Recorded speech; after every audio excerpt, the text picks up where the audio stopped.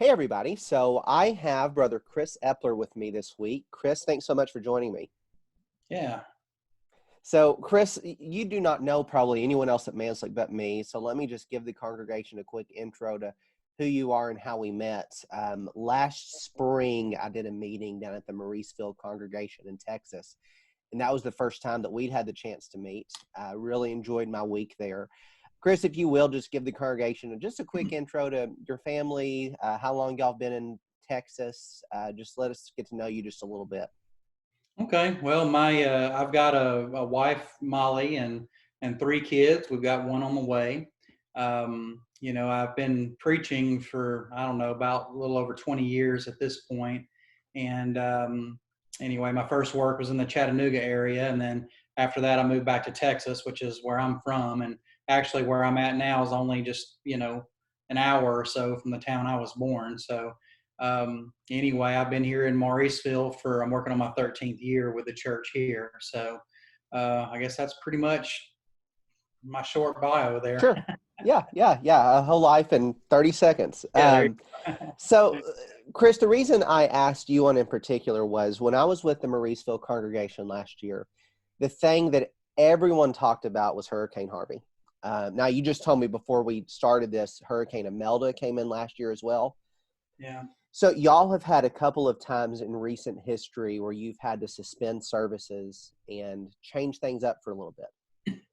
Obviously, a pandemic and a hurricane are not exactly similar, but I think that the congregation there and you as the minister there have some wisdom that we can glean from as we start to consider returning to face-to-face assemblies and what that actually means to get back together. So those are just the things I'd like to discuss with you today. If you will, tell us about Harvey. We didn't experience Hurricane Harvey here, of course, but what was that like to go through Hurricane Harvey with the congregation there? It was wild, I mean, it wasn't the first hurricane that I had been through here. My first year here, we dealt with Hurricane Ike, and that was in Bridge City. And so we had, I think, 10 or 11 families that flooded. But the thing about Hurricane Ike is the city itself is low and they know it. So everybody there has flood insurance. So it wasn't just an enormous burden, beyond just what the families themselves were dealing with and going through, but insurance covered most of it and stuff like that. But Hurricane Harvey was a different ordeal altogether because it really flooded more inland than the previous hurricanes had, and we had one couple who are one was an elder at the time with us here, and they've been living in their house for 40 plus years and had never had water anywhere close to their place. And so Hurricane Harvey flooded their home with several feet of water. And so when it was all said and done, there's about 130 or so families that worship here with the church in Mauriceville. Well, 42 of those families have flooded. Whew. And the vast majority of them, I think that for the region, it was somewhere around 15% had insurance, flood insurance, and then the rest didn't. And the statistics at the Mauriceville church followed that pretty much exactly. About 15% of our people had some insurance to help. The rest had nothing. And so, obviously we had to, in the direct aftermath of that, suspend a few services, and then we kind of had to do services a little differently for a little while because we just didn't have the manpower to carry on like we had before for a time, because people were so caught up trying to get a place to live and all of this. And so it took about a year before the families were pretty much all back into their homes and things were back to any sort of normalcy. And then, like you mentioned a moment ago, we went through Hurricane Imelda last year, and it did something similar that Harvey. It flooded areas that had never flooded before. And that time, it was just about half. We had 21 families flood back in last fall when Hurricane Imelda hit. And luckily that time, all these people inland, they had bought flood insurance because they got so troubled over Hurricane Harvey. And so luckily most people had some insurance to help this time, other than one or two families that we had to help out. But anyway, so that's been the deal here. I was telling somebody just the other day that this church could get back to growing and getting some business done if we could quit having a natural disaster every 6 months. So.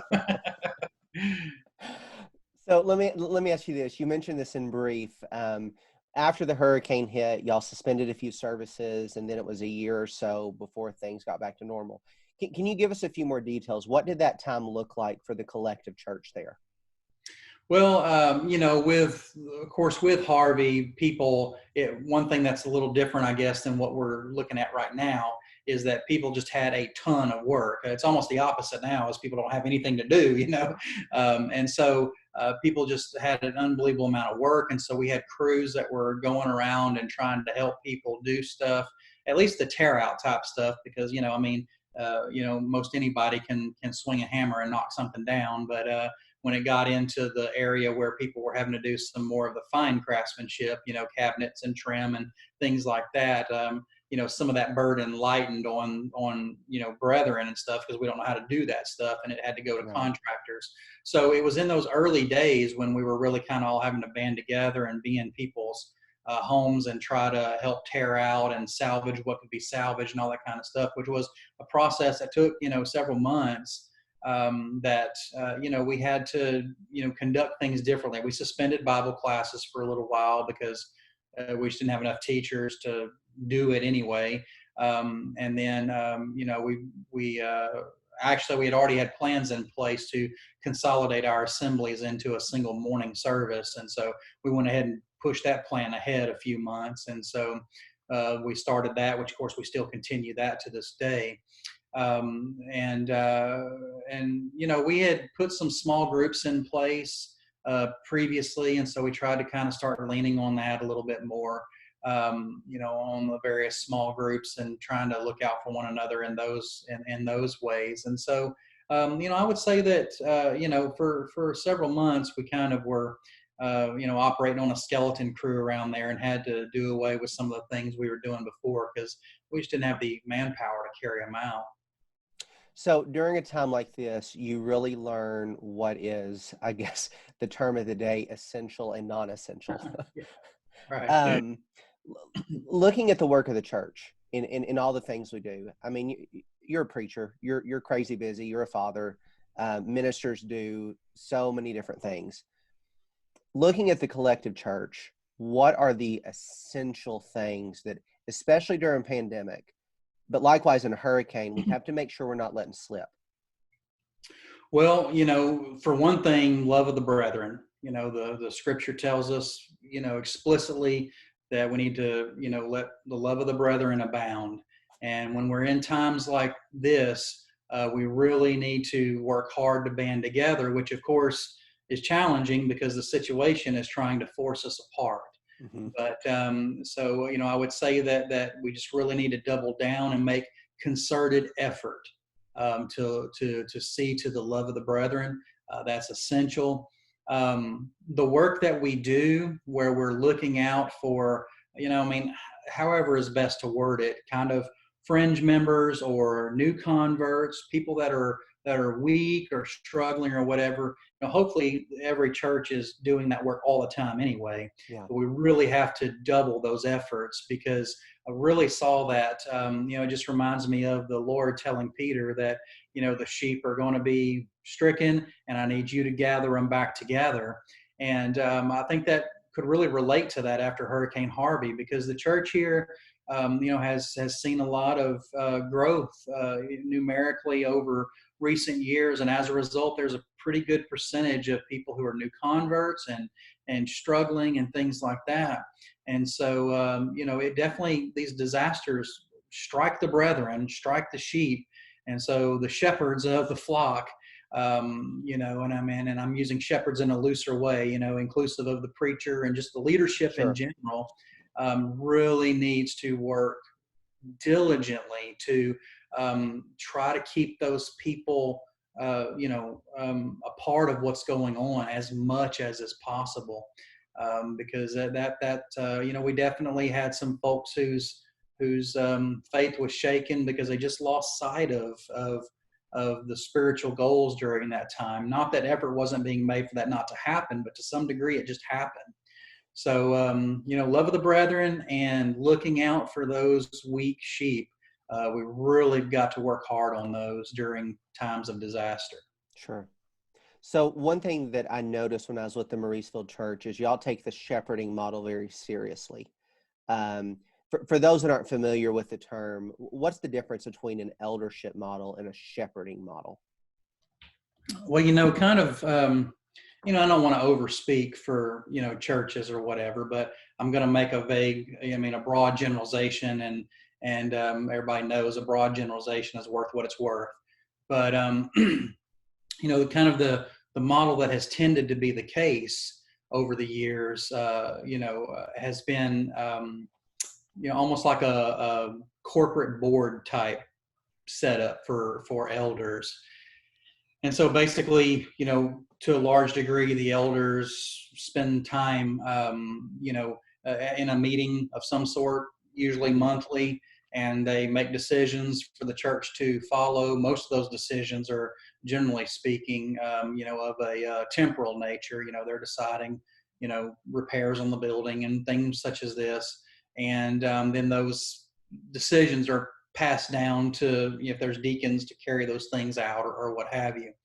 The shepherding model, however, it's just an effort to try to get closer to what's happening on the pages of the New Testament, in line with passages like Acts chapter 6, where you see the apostles there and they're told, we've got this problem with the Grecian widows, and what are y'all going to do about it? And Peter basically told them, well, what we're going to do about it is tell you to do something about it. And so they chose those 7 men who could oversee it. And so, what we try to do then in line with that is our shepherds try to focus on the things that the apostles mentioned there in Acts 6, which is the ministering of the word and prayer and so forth. And so our shepherds try to really focus on seeing to the spiritual needs of the sheep. And then that leaves the day-to-day operation type stuff in the hands of the deacons, which, it's our belief that's where it primarily should be.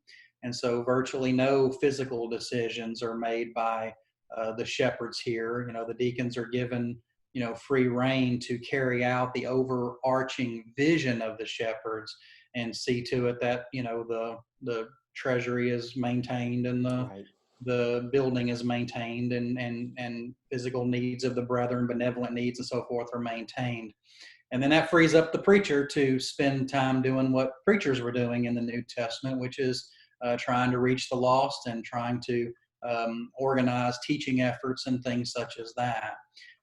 So that's how we would define the shepherding model. And it's not anything original with me or with us, but that's what we've found to be, as far as we can see and are concerned, the best practice, and maybe the most biblical as far as what we can see in Acts. Yeah, one thing, Chris, that amazed me when I was there was Craig, the deacon that oversaw the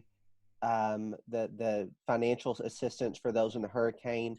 Kirk, yeah. Kirk.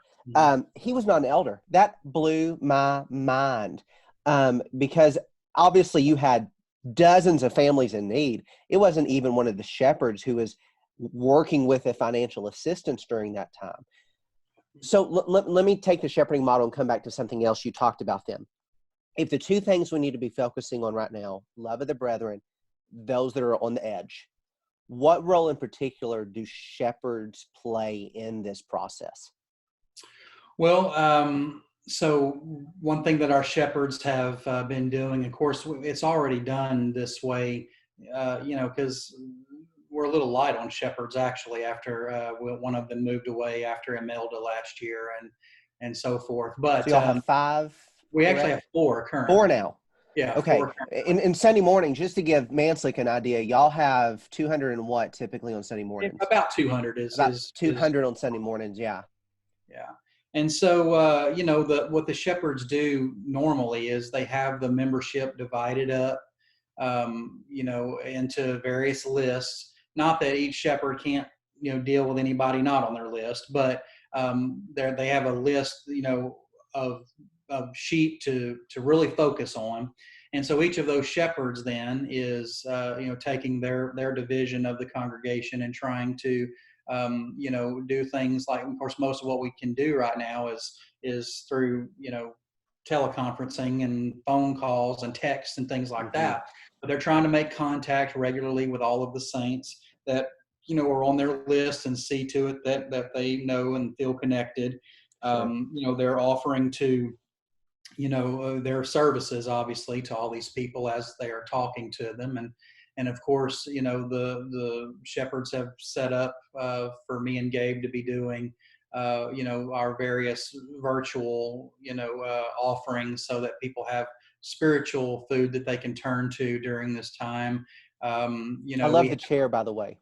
What's that? I love the chair. It's just so, I've watched a couple. It's just so soothing. That's good. Well, me and Gabe were trying to figure out how best to do everything. So, anyway, I like it a lot better than the like stand in front of an empty room and proclaim forth. Well, it's weird for the people doing it, and then it's also kind of weird. It is. Got this guy standing up behind a lectern in your living room. Yes. On Sunday. So we just thought, let's just all sit down together and talk. So yeah, I like it. No, I do. I like it. Yeah. So that's what we've been doing. So we've been making those virtual offerings. We have the one call service where we're able to give updates to all the brethren, in a single shot. So it'll auto call and sure. record a recorded message or whatever. And so just various things like that. Basically just trying to see to it that at least weekly there's some contact. And then the shepherds have tried to empower the saints to be able to worship in the best possible way they can during this time. When we have the videos like I talked about, they've enacted digital giving a few months back, because millennials, of which I'm the grandfather, I'm about the oldest millennial out there, don't carry cash and stuff. And so they put that in place, and that's proven to be a good thing because, saints want to continue to fulfill their command to offer back to the Lord. And so it's empowered them to do that. And so I just think that's a lot of what, maybe that's the best word for it. The shepherds have just tried to keep constant contact with the saints as much as possible, but to empower them to carry on in their spiritual walk. Sure. Even though we're not able to be face to face at the time. Sure. So I love, Chris, that Acts 6 model that I think I hadn't connected that, but that is a great model for thinking through some of the things we're facing now. You continue the narrative in Acts 7, Stephen's speech, Acts 8, you have the division. I don't think after that point, the church at Jerusalem ever got back to normal. Yeah. That's right. In one phrase that I hear thrown around so much now is I just can't wait for things to get back to normal. My suspicion is that this is going to be kind of like Acts 8, where like y'all in the hurricane, the church that was scattered, us with a pandemic, we're probably not going to get back to normal. Yeah. If getting back to normal probably isn't realistic, what do we need to be working toward when we do resume a face-to-face assembly again? Well, I guess that's a big question, kind of a hard thing to know. Disasters to some degree is rolling with the punches. But then to another degree, in other ways, it should be us putting a plan into motion. And, and so that's important to think through. We had a shepherd meeting just the other night, and, we were talking with the shepherds about, well, what's this going to look like when the government, tells us that, gives us the clear to come back, but maybe in limited ways or whatever. And it really just kind of started dawning on all of us that there's probably going to be a new normal, at least for a time, right down to how we carry out assemblies. Because, we may be allowed to come back and meet again, but the guidelines are probably going to want us to maintain social distancing and so forth. And frankly, we've got a membership of nearly 250, and like I said, 200 plus people on Sunday mornings in our auditorium. You can't have that many people, put together there in that place. And so we're probably going to have to, look at, maybe having a couple different assemblies on Sunday and and have people split their time so there can be some space between people and such. So it's going to, I think, alter the way our assemblies look, at least for a period of time. We don't know how long.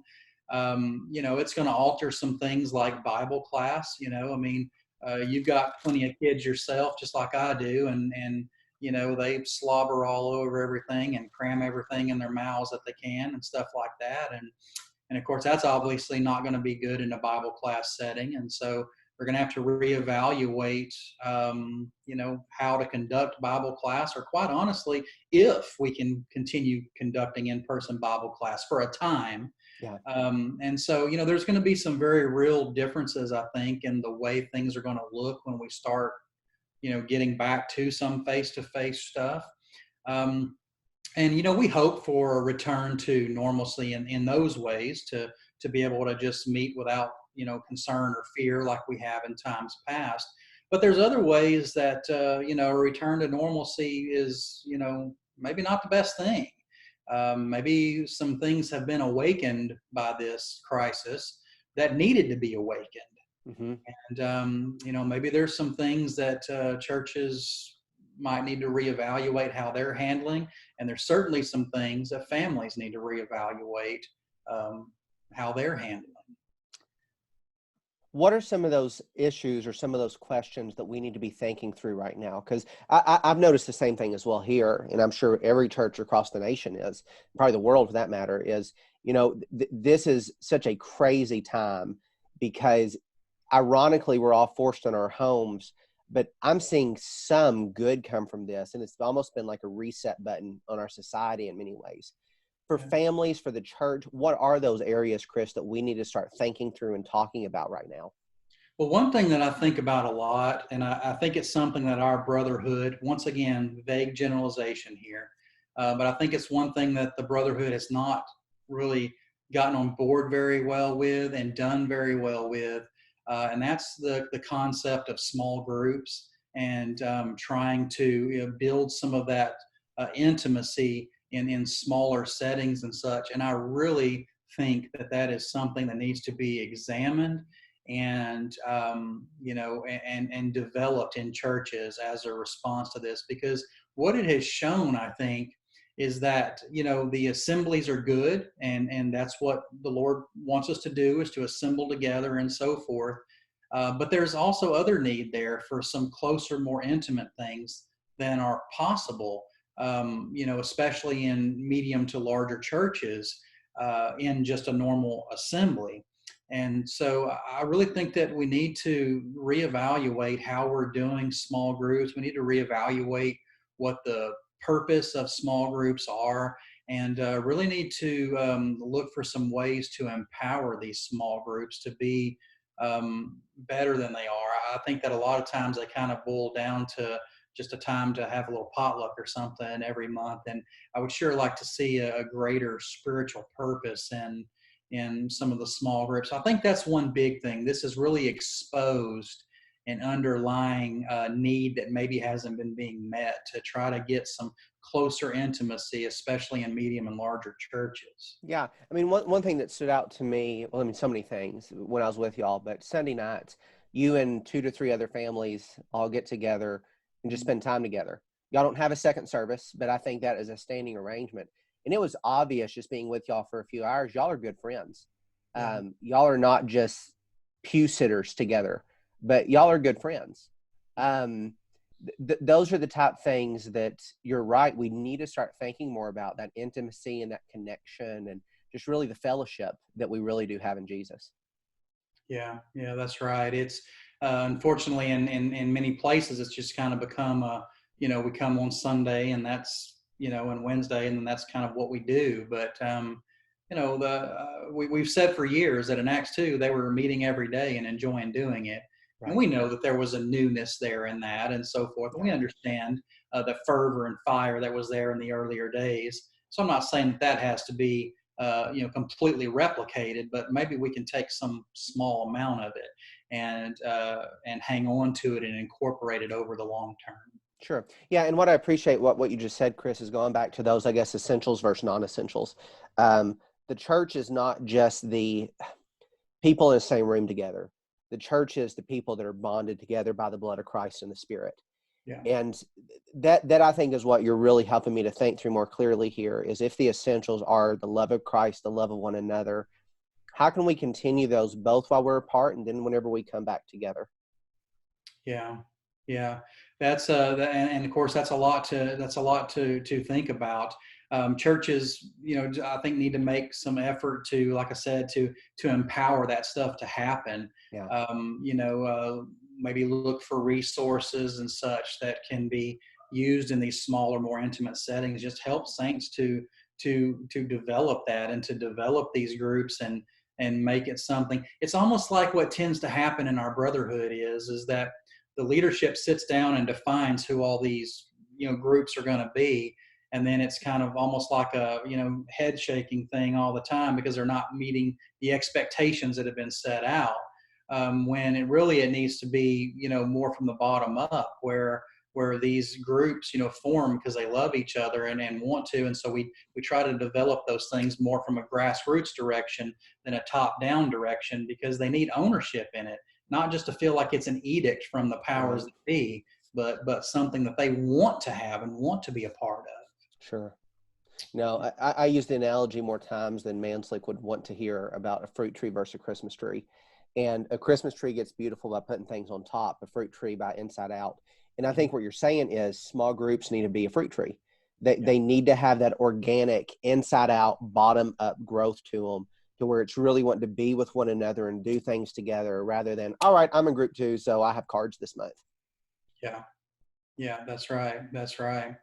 And, and then thinking about, you were talking then about families. Well, what about families? I think that, that there's been some things awakened throughout all this in families. I mean, I'm seeing families that are having studies at home that didn't previously, and Yes. and so forth. And I mean, what a wonderful thing. And that kind of ties in with are we even going to be able to put Bible classes back in place normally for a time? Mm-hmm. So I think that maybe it's going to help people see that, look, it is not the church's responsibility to train up children. The church aids in it. The church provides helps for that. The church, provides opportunities like Bible classes and stuff for children. But at the end of the day, it is the responsibility of the family Amen. to train up children. And I think that's kind of being awakened a little bit, and people understanding that, hey, they're not getting any Bible class at church because of the situation. So we need to do something at home, because, sometimes people, I think, have the idea that, well, families just don't care if their children, learn the truth or not. I don't believe that. I don't believe that at all. They wouldn't be there if they were unconcerned about their children and such at any large scale. They want their children to grow up and do what's right. And so I just think that maybe it's just kind of been lulled into a sleep because of the way that we do Bible class at church. Not that it's a bad thing, but and people just kind of have offloaded that responsibility onto the church, and they're seeing that, well, maybe I need to be doing this at home. No, Chris, I mean, there's so much wisdom there, because this has definitely been the tradition of our faith tradition, is you have Bible classes, Sunday, Wednesday, children's classes, etc. But maybe this is the time that we need to really ask the tougher questions. Is this really the best way to impart the word of God to both the older and the younger? Yeah. Questions that probably we would not have asked otherwise.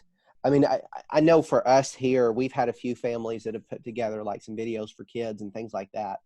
And whenever I see other families from here using those and singing to those, and you see the mothers involved and even the fathers involved, it is the most heartwarming, encouraging thing that you could imagine. And I'm sure things like that happened before, but there's probably just a bit more of a intent on it. We're a bit more intent on it. And likewise for our adult Bible classes, the same thing. My best Bible classes have been the ones that are 10, 15 people. And this is maybe the time for us to start reevaluating some of that. Yeah. Well, I know that, they're at the church building. When we added on, it's been 5 years ago last month, we actually finally had the space to have a few different Bible classes, adult, running at the same time. And my last co-preacher and I have commented many times that those smaller setting classes where it's just 10, 15, 20, 30 people or whatever, kind of close together, physically close together in a room, are so much better than ones where people can spread all out over the auditorium and things like that. It's just really just exposed our need for intimacy and connectedness. And I use that in even just a more basic practical manner, such as literally just being close, your shoulder being next to somebody else's shoulder, just sitting there personally feeling each other as you're studying the Bible together. It's just a whole different experience, and in a lot of ways superior. Right. Yeah, absolutely. I mean, and I guess my major takeaway from everything you've said is, right now, the questions we need to be thinking through are not how do we get back to our assemblies, but how do we keep love of brethren? How do we get our connection more closely? How do we bond more closely? How do we do the work of Christ more closely? And those are really the things that need to be on our minds right now. Yeah, I would agree with that. And we're reaching toward 30 minutes here, Chris. I don't want to keep you all day, but one thing I saw from Mauriceville, and this is the outsider's perspective looking in, you could walk into that church and see the love of brethren. You could just almost feel it. And I know this is a church that had been bond together by hardships and trials, but had made it through it. And I'd say perhaps, I've never been with Mauriceville before, but perhaps even stronger. And just really saw that connectedness that does need to be the goal of every local church right now. Well, just like with any kind of disaster, and I would say even in the disaster as far as the disciples were concerned of Jesus's death, and like we mentioned earlier, the Lord talking about his sheep being stricken and so forth, disaster exposes weaknesses and also strengthens things. Mm-hmm. And so I would say that, it was kind of a mixed bag. We saw some things that needed to be worked on. But at the same time, we saw some things that were improved by it. And one of the things that was just amazing was just to see the love of the brethren. I mean, we always talk about it, but you don't really realize it and feel it until all of a sudden, literally hundreds of thousands of dollars were coming from people that we never knew or met or had no connection to, that were, just trying to care for the people here that were just in grave need of help. And so disaster, I think, tends to, really shine a light on those things that maybe we either take for granted or just don't ever really realize because maybe we're not on the receiving end of them. So, Yeah. And the verse, I guess, to end with on my end, really continuing that narrative in Acts, you go over to Acts 9:31. So the church throughout all Judea and Galilee and Samaria had peace and was being built up, and walking in the fear of the Lord and in the comfort of the Spirit, it multiplied. And this was a church that had been through trials and tribulations and had just had their greatest of persecutors join them. Yet it multiplied and grew, and that needs to be our goal as well. Yeah. Carpe diem, right? We need to seize the day. We need to seize these lessons and carry them forward. Our theme verse right now has been from Hebrews 3:7-12. Therefore, as long as it is called today, exhort one another. So that is exactly what we're trying to do, is every day exhort one another. Yeah, absolutely. So final question before we get off here. Nobody at Manslick's had a chance to meet Iris, but how is she doing with social distancing? Well, Iris, she actually, as I was walking out the building to come to my house to do this with you, she said, well, tell Ryan I said hello or whatever. And she had a few things to say. I said, well, I got to go. But anyway, Iris she's doing okay. But her and a couple others that we have, they're ready to see some people. I bet. Yeah. Iris, I learned in about 5 seconds there, was one of the most, I don't know if there's an adjective for this, but just laugh-filled individuals that I'd ever met. So I could imagine social distancing is quite hard on her spirit right now. Yeah, no doubt. But they're Zooming ladies class, and they're trying to stay as connected as they can. So they're doing the best they can with what we've got to work with. That's right. And I also saw, I guess, one final note on Facebook. Ashley DuBois made sous vide burgers that she'll never let me forget. But I saw you went up to her recently.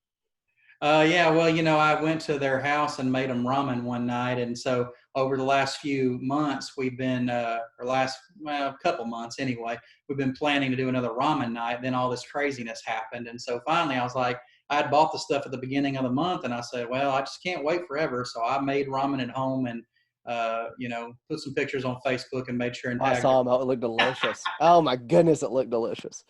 Well, Chris, more seriously, any closing comments or words of wisdom for us before we close? Not that I know of, other than just, God bless you and God bless the brethren there, and appreciate y'all trying to stay focused on the Lord and doing what you should during this time. And so, I hope that we can all do the same and try to maintain the same focus. Amen. Amen. Well, Chris, thank you so much again for joining me. Really appreciate it. Yeah, absolutely. Thanks. Take care.